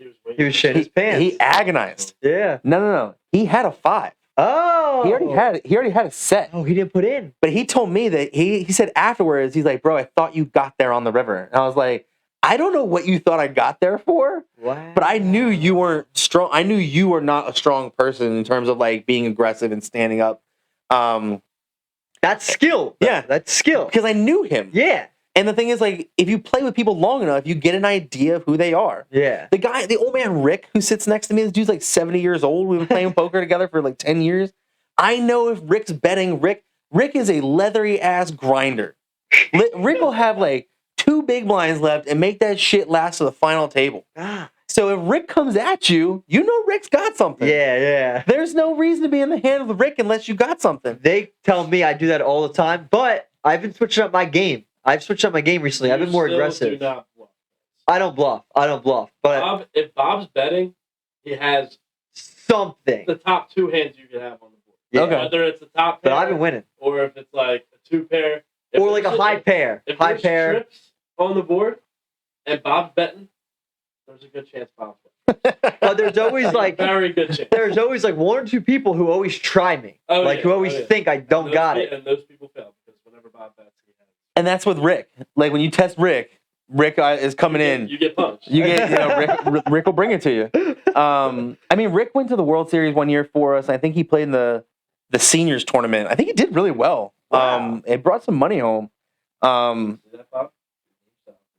It could, but here's the thing: if you don't get cards, here's the thing: you're fucked. There is a certain degree of luck in terms of like, if I get pocket aces every hand, that's luck. Yeah, you know? That's luck. You know, you're gonna be winning. If my cards are hitting over and over and over, that's luck. But it's also to a certain point of like, I understand the people, especially the guys I play with all the time. Like my buddy Sakali, I know is gonna be playing by the odds. Okay. I know he knows the odds. I know he knows how to play. You got a smart guy then, huh? Yeah, and if he's in the hand, I better have something good. Yeah. But he also understands, he's looking at the board, and he's played with me since we were 18 years old in college, so he knows how I play. And again, I try to switch it up sometimes. That's why raising it up 500 with 3-5 suited, you know, like Yeah. because I want to throw people off a little bit. And I'll tell you right now, every single time I raised that game, people had questions like, does he have it or does he have 3-5 suited Because again? they're used to your style of play. Yeah, and the thing is, like, I'll show you sometimes because I want you to question what I'm doing. Uh-huh. I want you to have some idea of like, shit, is he bluffing right now? Well, the thing is, you got to do that when you play with people that know you, because if they know your game, you're going to be read like a book. Yeah. You have to throw in those switch ups. But when I go to the World Series of Poker, I'm gonna sit there with my leathery ass on that table, and I'm just gonna wait. Yeah. I'm gonna wait for the pocket pairs. I'm gonna wait for the ace something, ace face card, ace 10 suited, because I don't know any of these people, and I'm gonna force a big game here. Yeah. Hey, smart way to do it. You got to do it Brilliant somehow, way yeah. to do it. Leads me to my question. Go ahead. What is your favorite hand? What is Brandon's What favorite is poker your hand? favorite Okay, I don't necessarily have a hand that I look down and go, all right, I'm playing this no matter what. But I do have a hand that I remember, and it was like my biggest win at a casino for this one hand, and it was King 6 offsuit. King 6 offsuit. I always play King 6 offsuit. Dude, Always. Let me tell you, I had my. You ever seen the movie Maverick with Mel Gibson? I haven't seen it, but I know what movie you're You guys are talking killing me. Sorry. Yeah, young kids killing me. about. So I had King 6, and I was like I think I started the table with like $100, and I think I was up like another 150. So I'm at like 250s in my stack sitting in front of me, cash game, and I'm at the Tropicana, and at this point I'm like I'm feeling great, like I'm gonna have a drink or two. I'm feeling awesome. I'm up $150. I got King 6. One dude raises it up like $15 or something. I'm like, fuck it, I'm calling you. Yeah. The flop comes King Queen 6. I'm like, sweet. Here we go. I'm taking this down right now. Like right now. I think I threw like 50 or $60 at it. There was 4 guys in the hand, and each of us threw in $15. I'm like, all right, cool. I'm gonna make a pot level bet here, and everyone will fold, right? Everyone will fold. Everybody calls. Wow. I'm like, and at this point I go, oh shit. I'm in trouble. Plus, I think there was 2 of some suit on the board, so there was a potential flush draw on the board. So someone was going for that. So I'm like, oh shit! Like Might be everybody trapped. called. The turn comes a 4 of that suit to make the three cards of suit on the board. I'm like, but I wasn't even thinking about that at the time. I'm like, whatever. Yeah. Like fuck it, whatever. What's it called? So I bet huge again. I'm like, I really got to figure out where everybody's at now. So I think I might have thrown $100 at that at this point. Oh my god. And everybody calls. Everyone calls. And I'm You gotta like- have a flush. You gotta be scared of a flush. I'm like, oh shit. Like, oh shit. Like, It's getting real. Like, what am I gonna do? At that point, I'm thinking everybody. Yeah. That ass. The river comes a king, and I'm like, money. Full crib. So I take whatever I have left and I push it out there. I can't remember what it is. Full house, baby. Full crib. Dude. And everybody calls. No. Everybody What calls. they have? What are you? Flushes? Everybody calls. Yeah, everybody calls. Did anyone have ace high flush? So one dude flips over. No, there wasn't a queen. Sorry, it was King 4-6. The turn was like a jack or something. There was no queen. One dude, I saw him roughly look at it. He had King Queen. That's why I remember there's not a queen on the board now. So he had top pair. I don't know what he was thinking. Yeah. I don't know why he's throwing like $400 at this pot Yeah, just stupid. with nothing. The next dude had the flush.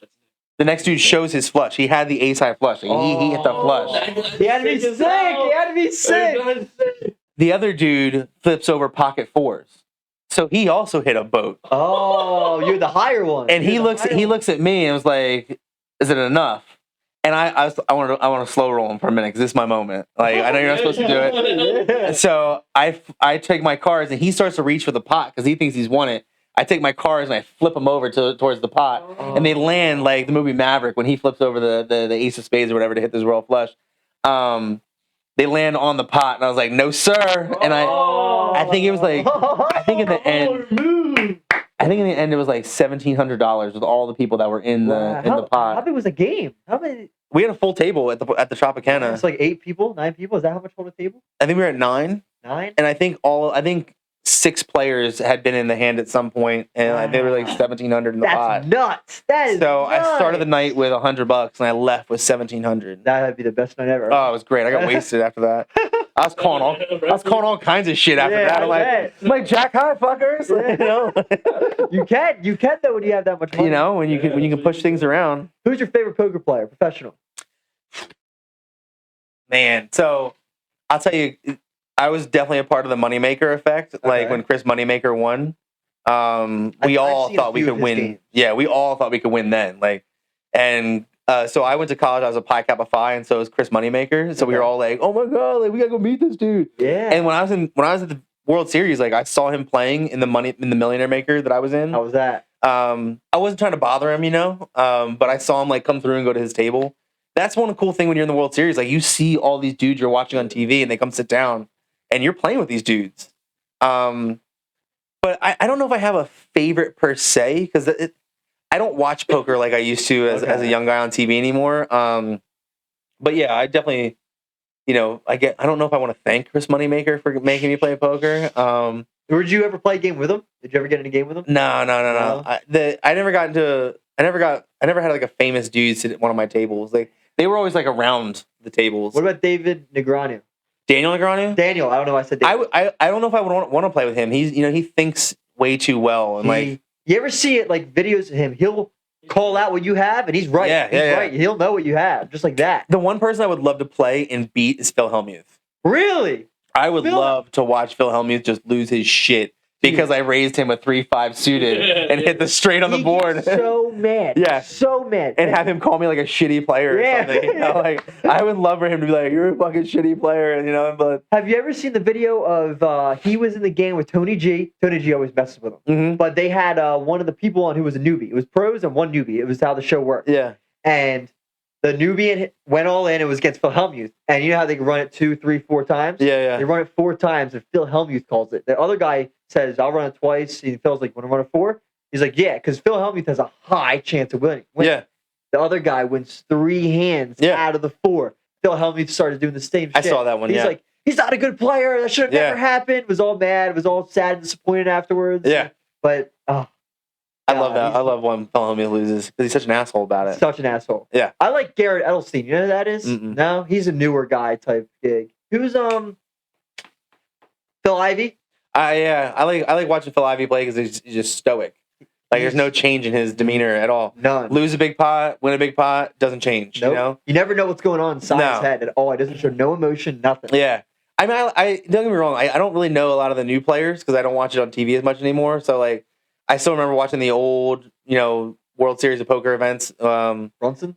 Doyle Brunson, you would love to get into a game with that dude just because, he was like, history. Like the grandfather of poker. Yeah, sitting at the table playing, history with that dude.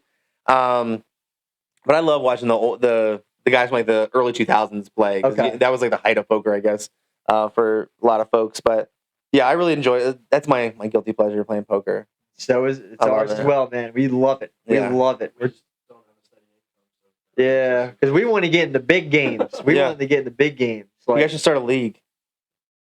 And then you spend. We have enough people. We have enough people, but I don't think people would consistently buy in like as much as we'd want to. It's like, how much is your league buy in? $125 a month. 120. Oh, you only do it once a month though. Once a month, yeah. See, that wouldn't be bad. If we could do that, that'd be fine. Our thing is like, half the guys we play with want to play every day. That's the way I was in college. It's like, oh, you got $5? Cool. We'll clear this table off. We'll play right now. Right. It got ridiculous at that point. We ask every guest one question, same question over and over.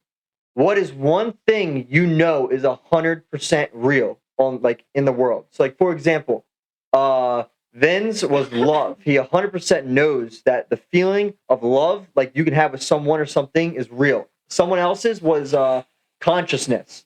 Like this act of consciousness and self-awareness is 100% real. That's how you know everything is going on in the room. Like everything that goes on, that's what it is. For me, for example, I know for a fact the Egyptian pyramids were not just average human made. So it wasn't just the average human like us in this room building those pyramids. It took more than just us to make those. That's some examples. You can take as much time as you want. If you have it, Do you know the concept of the Egyptian pyramids being built by slave labor was invented by a Greek philosopher named Herodotus? did not know that. Did not know Boom. that. Did not know. Well, I didn't think Technically, it the was- Egyptians were actually paid to build the pyramids. Yeah, but I don't think it was slaves built. Oh, I think there's definitely alien invasion too. Yeah, some. I would say the thing is I don't know. Yeah. But there's something else than just the average human building those pyramids. I know We can have a whole separate conversation. I've told it because I honestly think that things like, I think when you're telling things like angels coming down, I think those were actually aliens coming down. What do you mean angels? You know, like people say like, oh, an angel visited so and so, like biblical times and like things and religious things. Yes. I think when people said that they saw angels, they actually saw aliens. And I think that we very much so have been visited many times. And I think the pyramids, it's not, I don't think it was possible for the technology at the time to actually line the pyramids perfectly up under stars, which they are. I actually just had the picture on my phone of there are specific stars. There's a specific name for the stars, right? They're lined up correctly. And if do you know what the golden ratio is? Mm-mm. The golden ratio is It's a mathematical ratio. Yeah, and it's lined up perfectly. Yeah. If you look at the pyramids and the Sphinx in the middle, lined up perfectly, not even a centimeter off. There's other cultures in the world. Like there's a lost civilization somewhere in South America that built all their stuff using diorite. And diorite's like one of the hardest stones in the world. To cut diorite, you need diamond tip tools. Goodness. Yet these people were able to build walls out of diorite that have such perfectly lined up joints in the stone that even with our laser technology today, it'd be difficult to do. Yet these people were able to do it with hand tools. What? That's why I think you have, like, aliens have come down to like assist us. They've definitely been here. Some of our things, yeah. Well, have you ever like hieroglyphics have stuff coming down from the sky and everything? Yeah, like the spaceman suits and stuff like that. There is certain like stuff in history that represents something similar to an alien. Yeah. Do you know who Bob Lazar is? He was on the Joe Rogan podcast. Mm-mm. He worked at Area 51, and I honestly just have to recommend you the podcast, Bob Lazar, and he worked there, and basically he saw some shit. Yeah. And everything that he saw lines up with certain things that he'll talk about. You got to listen to his story. You have to listen to his story. I just got to recommend it. That's all I can say. Did you find it? No? What is something I know that's real? Take your time on it. Some people take forever. Another one, Marco, his was just science. Like he 100% knows science is real. Okay. The reasoning behind everything. That's a good one. Yeah, it was good. We had amazing ones. Marissa's was evolution, no matter what. And we've had debates. Yeah, we had debates on stuff. I agree with that. I'm fully on board with evolution. Yeah? Yeah.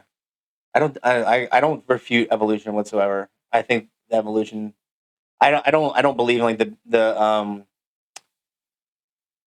I don't believe I'm not trying to knock religion at all. I fully support people being. I will vigorously defend people being able to practice their religion. Yeah, I will vigorously defend it, but it's just not for me. Like I have too much of like will to think, free will, if you will. Ooh, that's mine. What? Free will. Free will. Free will. Elaborate on it. What do you mean? So free will is the ability to think and to think without being controlled, if you will. And that's one of the reasons that religions will say, well, why doesn't God just come down and stop people from doing bad things? It's like because God gave people free will and a choice. Exactly. I think that you'll have when people are like, oh, this happened or that happened and we need to fix it. It's like, well, no, it sounded like a whole lot of choices happened there that got people into those problems. Like the butterfly effect. Sort of, but there was I watched a video one time about this this California representative was dressing down like a bank owner, like Jamie Dimon of JP Morgan or something. I can't remember who it was. Jamie Dimon's huge. Yeah, and she was like, you have a bank teller that makes this much money a year, is a single mom, and has to take public transportation because she can't own a car because she works at your bank and blah, blah, blah, blah, blah. And at the end of the month, she's in the red every month. Okay. And it's like, and the problem is the representative blames Jamie Dimon and blames the fact that he only pays his bank tellers like $15 an hour or something, whatever it is. And the way I look at it, it says I think there's a whole lot of choices going on there that led you to this problem. You had the free will to choose whether or not you were going to get an education so you could do something other than being a bank teller. You had the choice to live in California. That's insanely expensive. You had the choice to have sexual intercourse and have a child. Like, you have a whole lot of choices that have led you up into this situation in which you find yourself, behind the 8 ball. I think people discount free will and say, my problems need to be solved by other people because the choices I made were not my own. But I think people did make their own choices.